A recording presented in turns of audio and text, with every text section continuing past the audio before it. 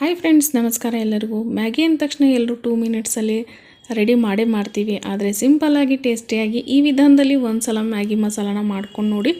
ಚಿಕ್ಕವರಿಂದ ದೊಡ್ಡವರವರೆಗೂ ಎಲ್ಲರೂ ಕೂಡ ಇಷ್ಟಪಟ್ಟು ತಿಂತಾರೆ, ಅಷ್ಟು ಟೇಸ್ಟಿಯಾಗಿರುತ್ತೆ. ಬನ್ನಿ ಹಾಗಿದ್ರೆ ಈ ಮ್ಯಾಗಿ ಮಸಾಲಾನ ಯಾವ ರೀತಿ ಮಾಡೋದು ಅಂಥೇಳಿ ನೋಡೋಣ. ಮೊದಲಿಗೆ ಇಲ್ಲಿ ನಾನು ಮ್ಯಾಗಿನ ಬಾಯ್ಲ್ ಮಾಡ್ಕೊಳ್ತಾ ಇದ್ದೀನಿ. ಒಂದು ಪಾತ್ರೆಯಲ್ಲಿ ನೀರನ್ನ ಬಿಸಿ ಮಾಡಲಿಕ್ಕೆ ಇಟ್ಟಿದ್ದೆ. ನೀರು ಚೆನ್ನಾಗಿ ಕುದಿ ಬಂದಿದೆ. ಗ್ಯಾಸ್ನ ಲೋ ಫ್ಲೇಮ್ನಲ್ಲಿಟ್ಟು ಇಲ್ಲಿ ನಾನು ಮ್ಯಾಗಿನ ಹಾಕ್ಕೊಳ್ತಾ ಇದ್ದೀನಿ. ನಾನಿಲ್ಲಿ 2 ಪ್ಯಾಕೆಟ್ ಆಗುವಷ್ಟು ಮ್ಯಾಗಿನ ತೊಗೊಂಡಿದ್ದೀನಿ. ಜಾಸ್ತಿ ಹೊತ್ತು ಮ್ಯಾಗಿನ ಕುದಿಸ್ಕೊಳ್ಬಾರ್ದು, ಯಾಕಂದರೆ ತೀರಾ ಸಾಫ್ಟ್ ಆದರೆ ತಿನ್ನೋಕ್ಕೆ ಅಷ್ಟು ಟೇಸ್ಟ್ ಅನಿಸಲ್ಲ. ಇವಾಗ ನೋಡಿ, ನಾನು ಬಿಸಿನೀರಿಗೆ ಹಾಕಿ ಇದನ್ನು ಚೆನ್ನಾಗಿ ಮಿಕ್ಸ್ ಮಾಡ್ಕೊಳ್ತಾ ಇದ್ದೀನಿ. ಈ ರೀತಿ ಎಲ್ಲನೂ ಬಿಡಿ ಆದ ತಕ್ಷಣ ನಾನು ಗ್ಯಾಸ್ ಫ್ಲೇಮ್ನ ಆಫ್ ಮಾಡ್ತಾ ಇದ್ದೀನಿ. ಜಾಸ್ತಿ ಇದನ್ನು ನೀರಲ್ಲೇ ಬಿಡಬಾರ್ದು, ಸಾಫ್ಟ್ ಆಗುತ್ತೆ. ಇದನ್ನು ನಾನು ಇಮ್ಮಿಡಿಯೇಟಾಗಿ ಒಂದು ಸ್ಟ್ರೈನರ್ನಲ್ಲಿ ತೆಗೆದು ಇಟ್ಕೊಳ್ತಾ ಇದ್ದೀನಿ. ಇವಾಗ ನೋಡಿ, ಗ್ಯಾಸ್ ಫ್ಲೇಮ್ನ ಆಫ್ ಮಾಡ್ಕೊಳ್ತಾ ಇದ್ದೀನಿ. ಇವಾಗ ನೋಡಿ, ಇಲ್ಲಿ ನಾನು ಒಗ್ಗರಣೆನ ಮಾಡ್ಕೊಳ್ತಾ ಇದ್ದೀನಿ. ಒಗ್ಗರಣೆಗೆ ಇಲ್ಲಿ ಒಂದು ಕಡಾಯಿನ ಇಟ್ಕೊಂಡಿದ್ದೀನಿ, ನಾನ್ ಸ್ಟಿಕ್ದು. ಹಾಗೆ ಇದಕ್ಕೆ ಒಂದು 4 ಟೇಬಲ್ ಸ್ಪೂನ್ ಆಗುವಷ್ಟು ಎಣ್ಣೆ ಹಾಕಿದ್ದೀನಿ. ಎಣ್ಣೆ ಕಾದ ತಕ್ಷಣ ಇದಕ್ಕೆ ಒಂದು ಚಿಕ್ಕ ಸೈಜ್ ಈರುಳ್ಳಿನ ಕಟ್ ಮಾಡಿ ತೊಗೊಂಡಿದ್ದೀನಿ. ಹಾಗೆ ಇದ್ರ ಜೊತೆಗೆ ಒಂದು 2 ಹಸಿಮೆಣ್ಸಿಕಾಯಿನ ಹಾಕ್ಕೊಳ್ತಾ ಇದ್ದೀನಿ. ಈರುಳ್ಳಿ ಎಲ್ಲ ಪೂರ್ತಿಯಾಗಿ ಸಾಫ್ಟಾಗಿ ಮಾಡ್ಕೊಳ್ಬೇಡಿ, ಸ್ವಲ್ಪ ಕ್ರಂಚಿಯಾಗಿದ್ರೇ ಚೆನ್ನಾಗಿರುತ್ತೆ ಈ ಮ್ಯಾಗಿ ಮಸಾಲೆಗೆ.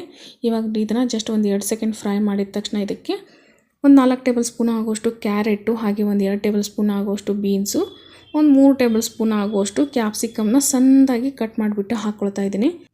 ಈಗ ಇದನ್ನು ಅಷ್ಟೇ ಮೀಡಿಯಮ್ ಫ್ಲೇಮ್ನಲ್ಲಿ ಜಸ್ಟ್ ಒಂದು 2 ಸೆಕೆಂಡು ಫ್ರೈ ಮಾಡಿದರೆ ಸಾಕು. ಸ್ವಲ್ಪ ಕ್ರಂಚಿ ಆಗಿದ್ದರೆ ತಿನ್ನೋಕ್ಕೂ ಕೂಡ ಟೇಸ್ಟಿಯಾಗಿರುತ್ತೆ. ಯಾರೆಲ್ಲ ಮಕ್ಕಳು ತರಕಾರಿ ತಿನ್ನಲ್ಲ ಅಂತಾರಲ್ಲ, ಅವರಿಗೆ ಈ ರೀತಿ ಮ್ಯಾಗಿಯಲ್ಲಿ ವೆಜಿಟೇಬಲ್ಸ್ನ ಹಾಕಿ ಕೊಟ್ಟರೆ ಇಷ್ಟಪಟ್ಟು ತಿಂತಾರೆ. ಇವಾಗ ನೋಡಿ, ಇದೆಲ್ಲ ಫ್ರೈ ಆದ ತಕ್ಷಣ ಇದಕ್ಕೆ ನಾನು ಒಂದು ಅರ್ಧ ಟೀ ಸ್ಪೂನ್ ಆಗೋಷ್ಟು ಅಚ್ಕಾರದ ಪುಡಿ, ಹಾಗೆ ಒಂದು 1/4 ಟೀ ಸ್ಪೂನ್ ಆಗೋಷ್ಟು ಅರಿಶಿಣ ಪುಡಿ, ರುಚಿಗೆ ತಕ್ಕಷ್ಟು ಉಪ್ಪು ಹಾಕ್ಕೊಳ್ತಾ ಇದ್ದೀನಿ. ಹಾಗೆ ಒಂದು 1/4 ಟೀ ಸ್ಪೂನ್ ಆಗೋಷ್ಟು ಚಿಲ್ಲಿ ಫ್ಲೇಕ್ಸ್ನ ಹಾಕ್ಕೊಳ್ತಾ ಇದ್ದೀನಿ. ಹಾಗೆ ಮ್ಯಾಗಿ ಜೊತೆ ಬರೋವಂಥ ಮ್ಯಾಗಿ ಮಸಾಲ ಹಾಕ್ಕೊಳ್ತಾ ಇದ್ದೀನಿ. ನಾನಿಲ್ಲಿ 2 ಪ್ಯಾಕೆಟ್ ಮ್ಯಾಗಿಗೆ 2 ಪ್ಯಾಕೆಟ್ ಆಗೋಷ್ಟು ಮಸಾಲೆನ ಸೇರಿಸ್ಕೊಳ್ತಾ ಇದ್ದೀನಿ.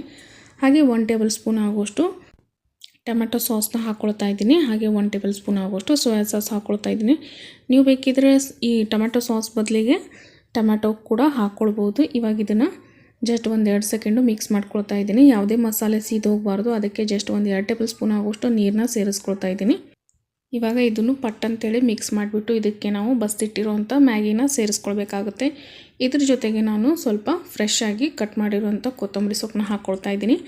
ನೀವು ಬೇಕಿದ್ರೆ ಸ್ಪ್ರಿಂಗ್ ಆನಿಯನ್ ಇದ್ದರೆ ಅದನ್ನು ಕೂಡ ಸೇರಿಸ್ಕೊಳ್ಬೋದು. ನಿಮಗೆ ಇಲ್ಲಿ ಯಾವುದೇ ತರಕಾರಿ ಇಷ್ಟ ಆದರೆ ಅದನ್ನು ಕೂಡ ಸೇರಿಸ್ಕೊಳ್ಬೋದು. ಬಟಾಣಿ, ಕ್ಯಾಬೇಜ್ ಇಷ್ಟ ಆದರೆ ಅದನ್ನು ಕೂಡ ಹಾಕ್ಕೊಳ್ಬೋದು.